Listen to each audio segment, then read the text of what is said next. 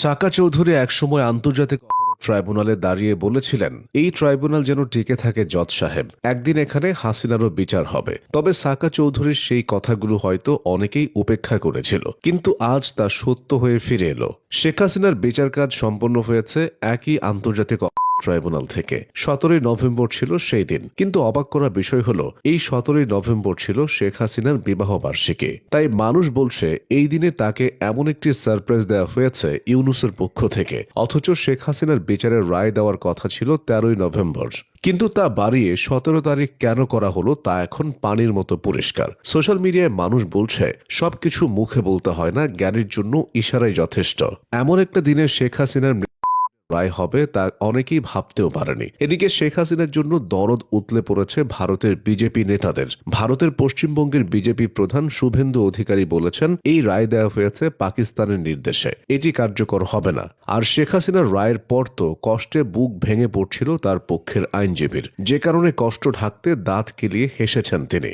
যখন সাংবাদিক শেখ হাসিনার আইনজীবীকে বললেন, আপনি কষ্ট পেলে হাসছেন কেন, তখন শেখ হাসিনার আইনজীবী সাথে সাথে দুঃখ ভার করে নেন নিজের মুখে। তারপর বলেন, শেখ হাসিনা খালাস পেলে আমি খুশি হতাম। সেজন্যই বলে, সত্য যতই চেপে রাখা হোক তা বেরিয়ে আসবেই। তবে এই বিচার ঘোষণা হওয়ার আগ পর্যন্ত সবাই ছিল অস্থির, কিন্তু যারা আদালতে ছিলেন তাদের অনেকে ঘুমোচ্ছিলেন অঘরে। কারণ 453 পৃষ্ঠার এই বিচার ধৈর্য নিয়ে শোনার সময় হয়তো অনেকেরই ছিল না।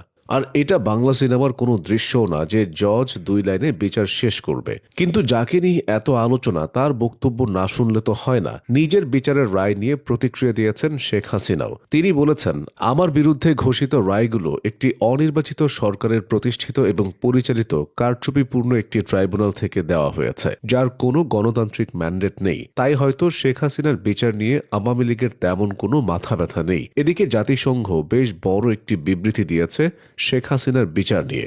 বাদ যায়নি ভারতও, কিন্তু কোথাও যেন একটা মিসিং ভাব। এত বড় এক ঘটনা আর ওবায়দুল কাদের চুপ থাকবেন তা তো হয় না।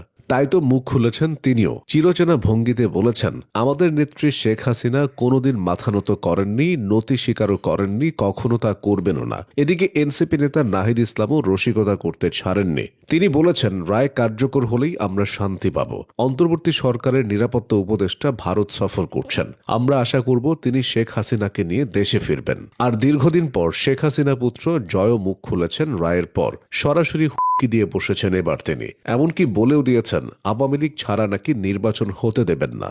আর যদি আন্তর্জাতিক সম্প্রদায় এগিয়ে না আসে তাহলে নাকি দেশের অবস্থা খারাপ হবে এবার। এখন জয়ের এমন সতর্কবার্তা কতটুকু সত্য কতটুকু মিথ্যে তা যাচাই করবে না হয় জনগণ, কিন্তু তার এমন কনফিডেন্স যেন আওয়ামী লীগের ডাকা লকডাউনের মতো না হয় সেই আশা ব্যক্ত করছেন অনেকেই। এদিকে শেখ হাসিনার রায়ে নাকি 101 জন পাবলিক বিশ্ববিদ্যালয়ের শিক্ষক বিবৃতি দিয়েছেন, কিন্তু মজার ব্যাপার হলো যারা বিবৃতি দিয়েছেন তারাই নাকি জানেন না কে বা কারা তাদের নাম দিয়েছে বিবৃতিতে।